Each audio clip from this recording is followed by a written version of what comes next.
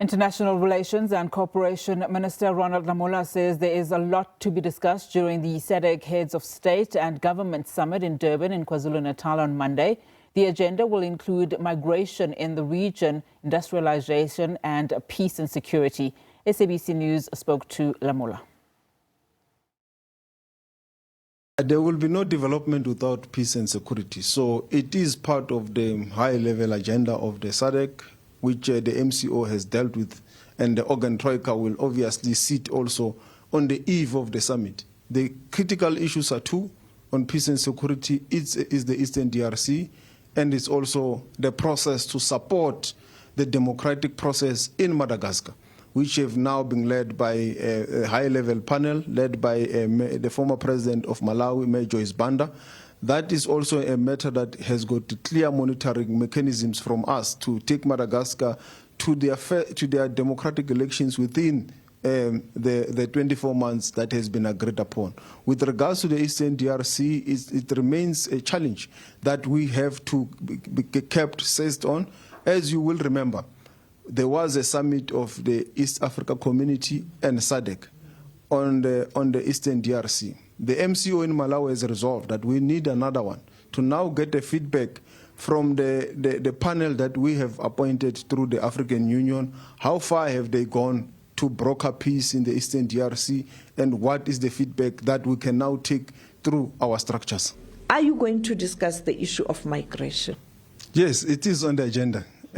As you know, Ma'am Sophie, it was an issue that was raised at the African Union level by Ghana to discuss justice xenophobia in South Africa. But we were very clear that any discussion should be comprehensive, deal with the push and pull factors, deal with the issues of climate change, job creation, democracy, peace and stability and so forth across the continent.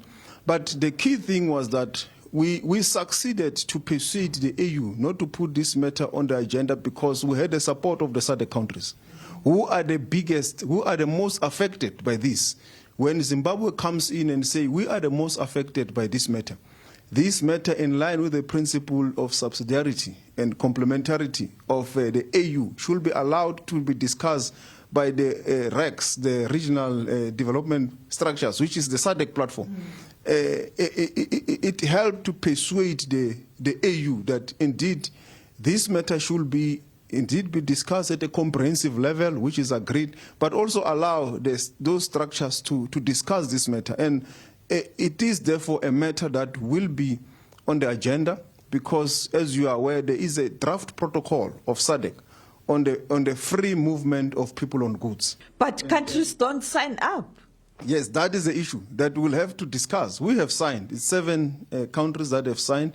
Malawi has now, during the MCO, they have announced that they will now sign the protocol. We need another about 8 countries to sign because that protocol is very clear that movement of people and goods must be regular, must be orderly, it must be anchored on the rule of law.